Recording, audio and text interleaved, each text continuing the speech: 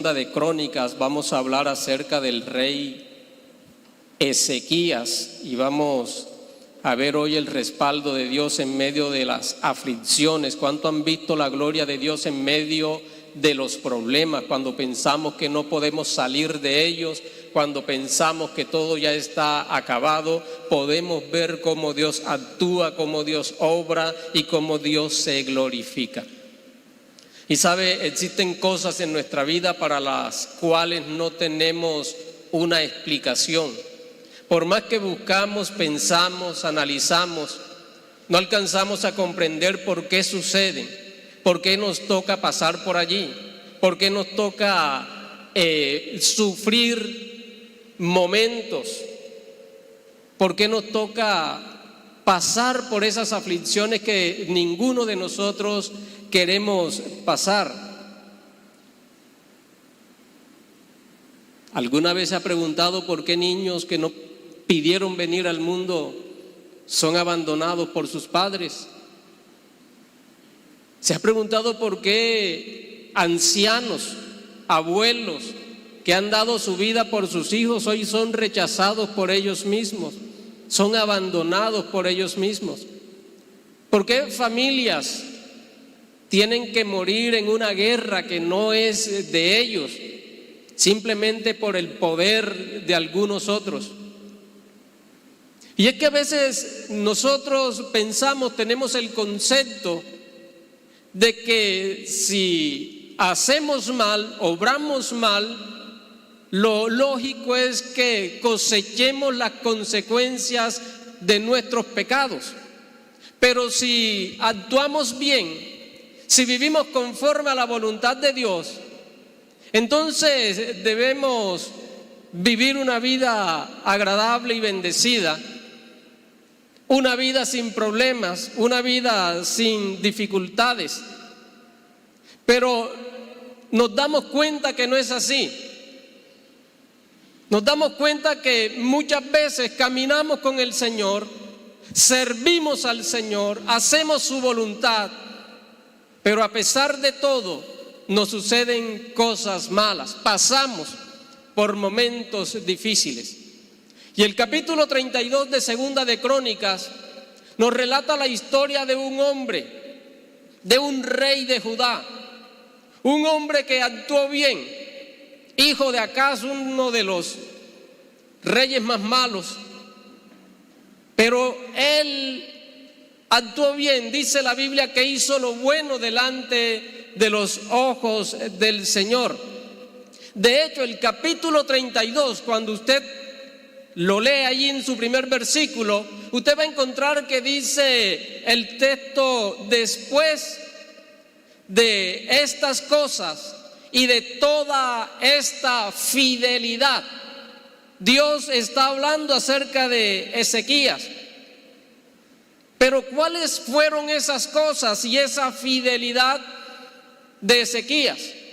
Si usted analiza la historia del rey, les decía hace un momento, venía el pueblo de un mal reinado, un rey que llevó al pueblo a la idolatría, que alejó, apartó al pueblo de la presencia de Dios.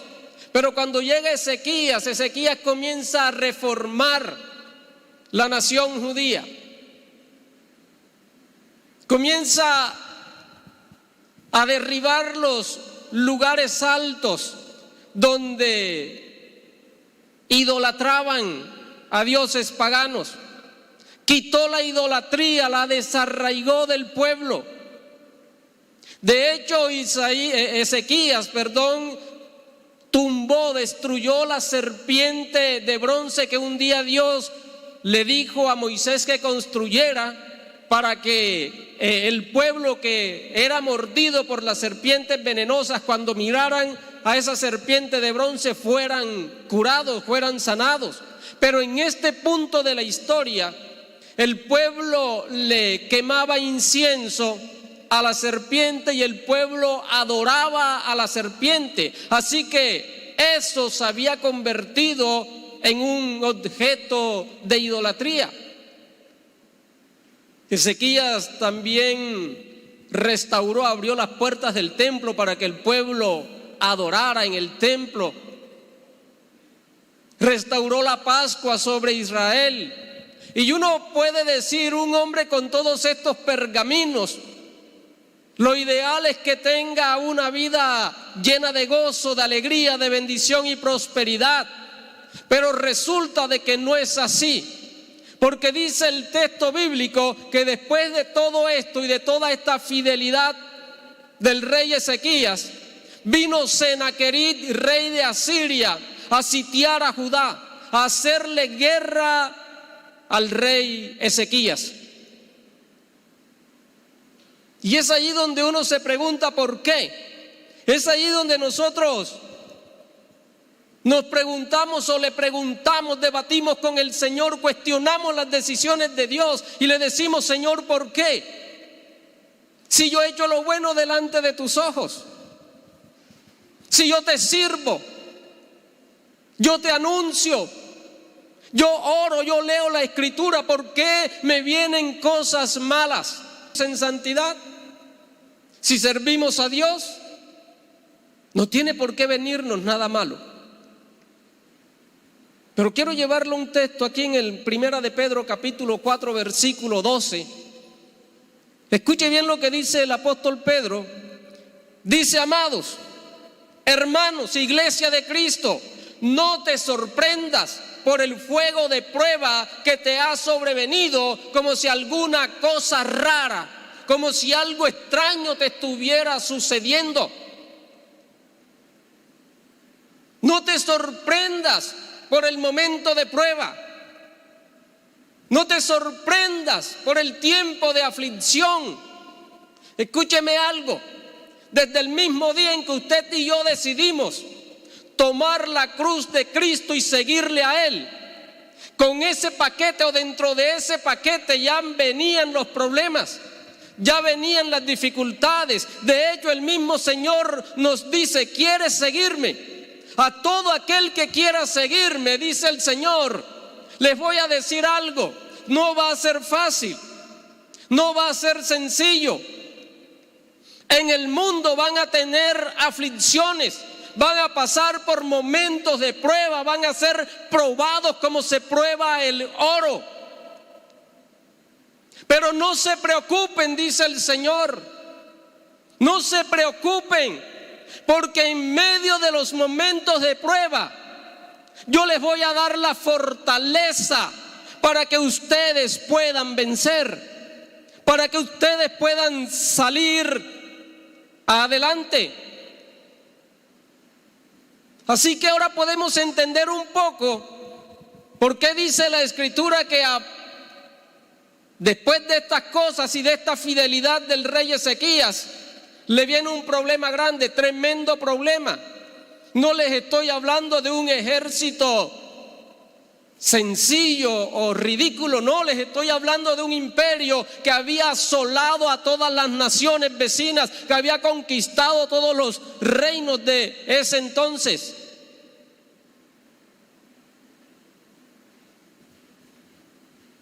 Pero a pesar de todo esto, a pesar del problema, de la dificultad, del momento de angustia, Dios jamás se apartó de su pueblo.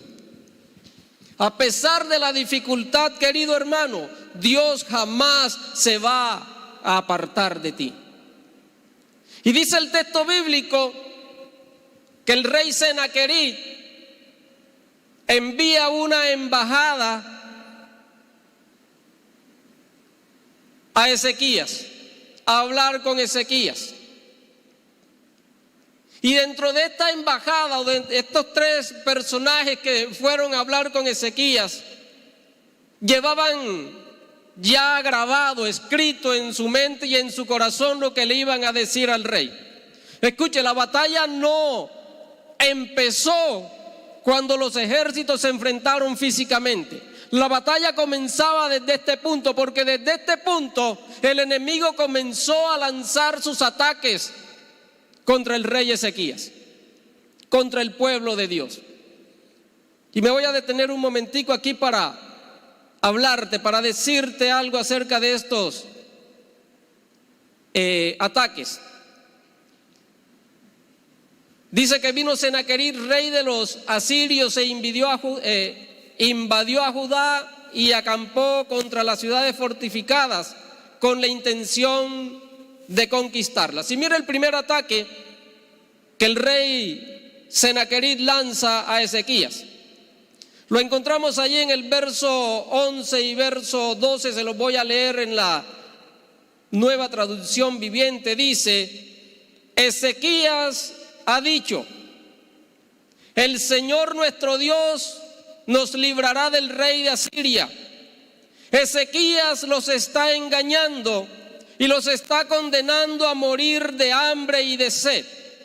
¿Acaso no se dan cuenta de que fue el mismo Ezequías quien destruyó todos los santuarios y altares del Señor? Él ordenó a Judá y a Jerusalén que se adorara solamente en el altar del templo y que se ofreciera sacrificios únicamente sobre él. Escúcheme, este primer ataque que lanza el enemigo va contra la veracidad de los ministros de Dios que transmiten su palabra. Escúcheme bien, el primer ataque que lanza el enemigo es contra los ministros de Dios que anuncian el evangelio de la paz. El enemigo tenía que hacer dudar al pueblo, tenía que hacer que el pueblo creyera que el rey era un mentiroso, que el rey les estaba engañando, que lo que el rey les estaba diciendo era mentira. Los ministros transmiten al pueblo la palabra de Dios, la palabra de verdad. El pueblo crea la palabra de Dios hablada por los ministros, no porque el ministro tenga mucha elocuencia, no porque tenga mucho conocimiento bíblico. ¿Sabe por qué el pueblo crea la palabra del ministro? Porque el pueblo sabe que cuando el ministro de Dios habla, cuando el ministro de Dios lanza una palabra, no es él quien la está hablando, sino que es el Espíritu Santo de Dios a través de él. Mateo capítulo 10 versículo 20 dice: porque no sois vosotros los que habláis, sino el Espíritu de vuestro Padre que habla en vosotros. Así que lo primero que el enemigo va a hacer es tratar de que tú dudes de la veracidad de lo que el ministro de Dios habla, de las palabras que estás escuchando. Sabe el enemigo, escúchame bien, que la fe viene por el oír.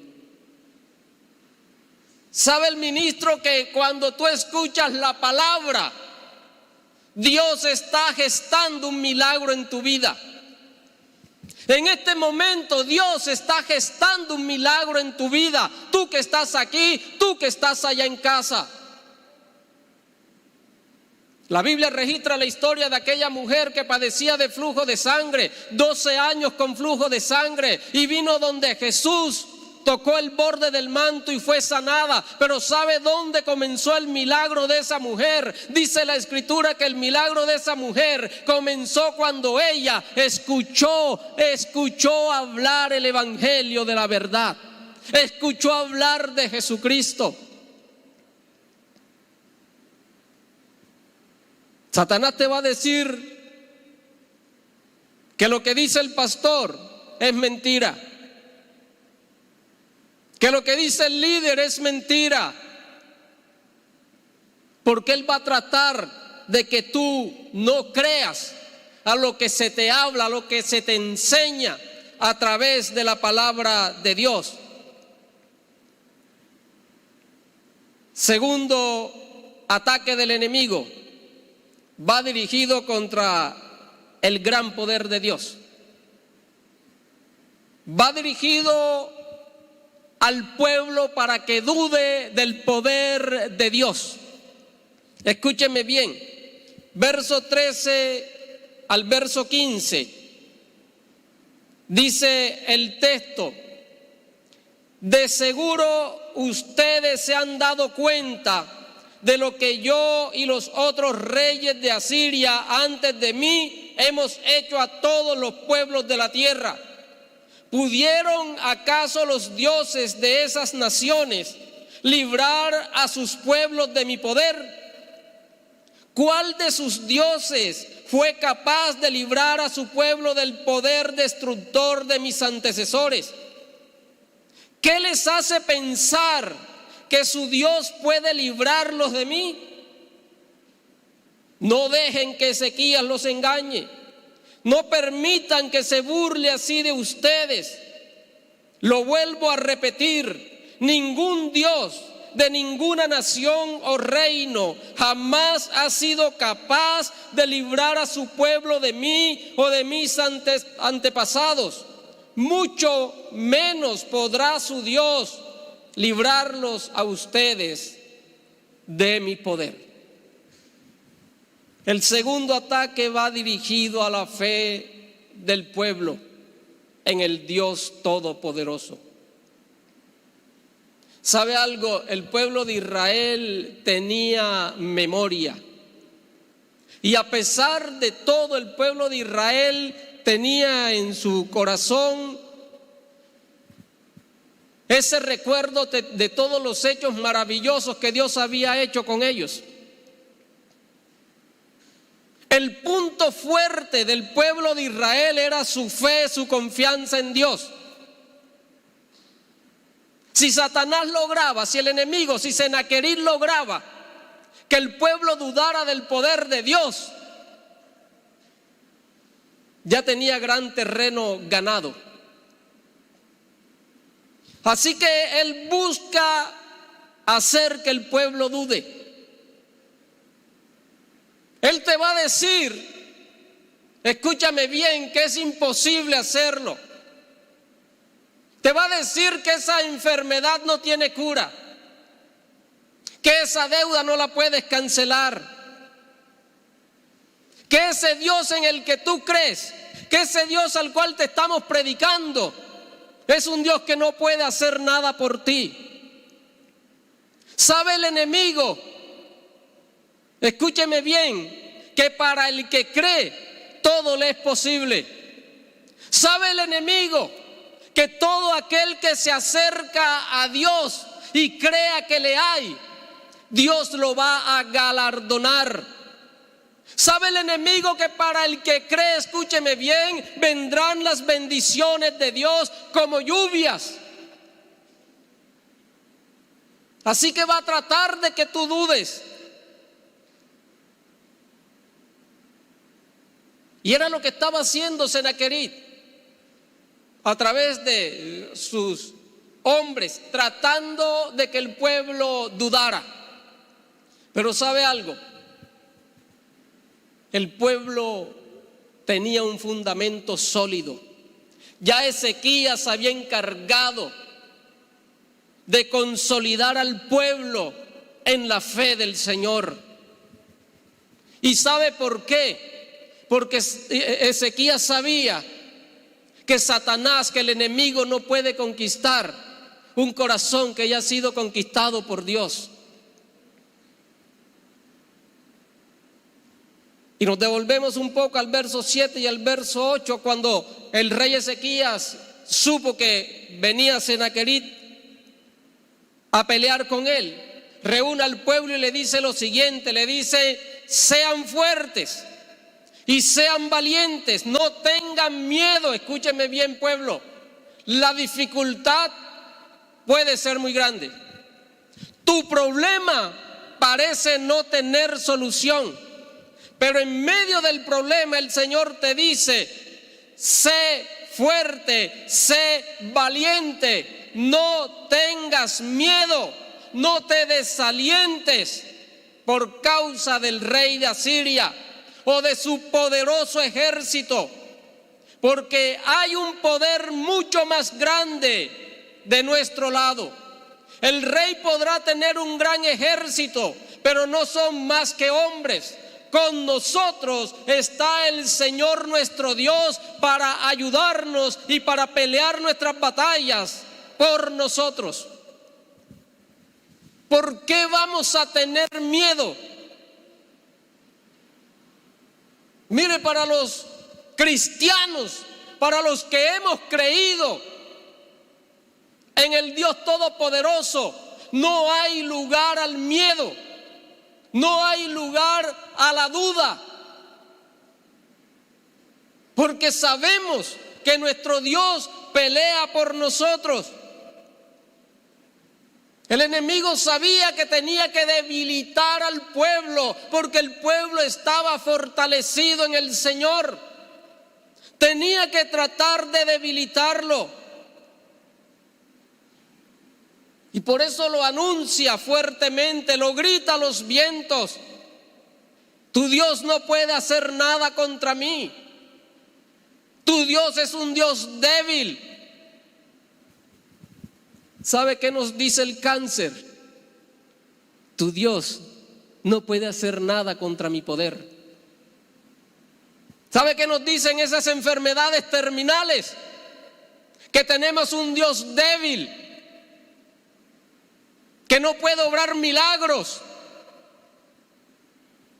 Pero Dios, escúcheme bien, dice: tranquilo, no te preocupes, porque para mí no hay nada imposible. No hay nada imposible.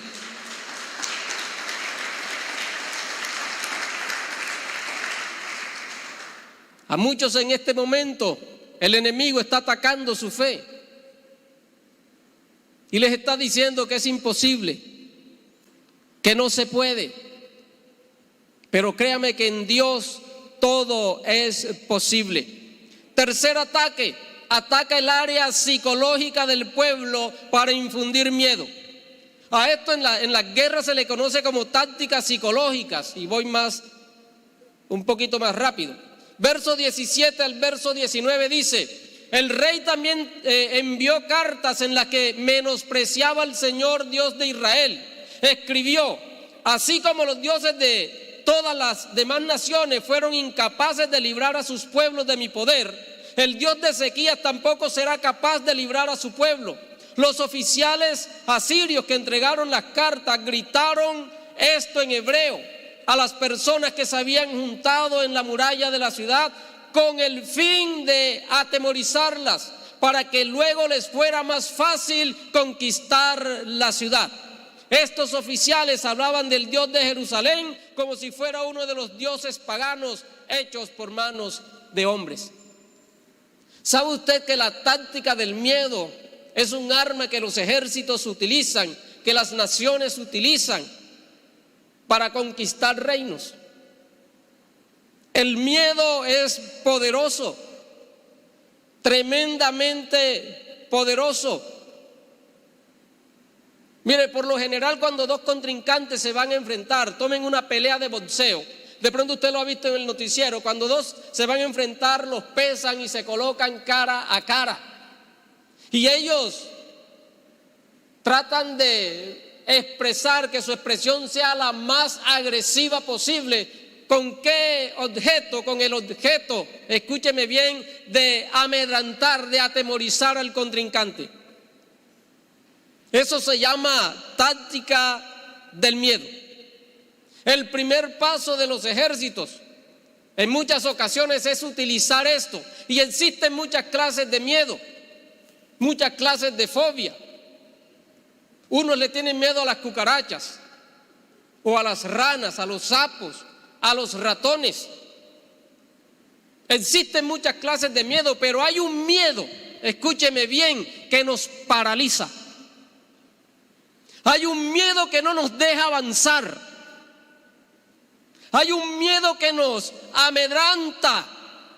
Y ese miedo puede ser manipulable. Les explico.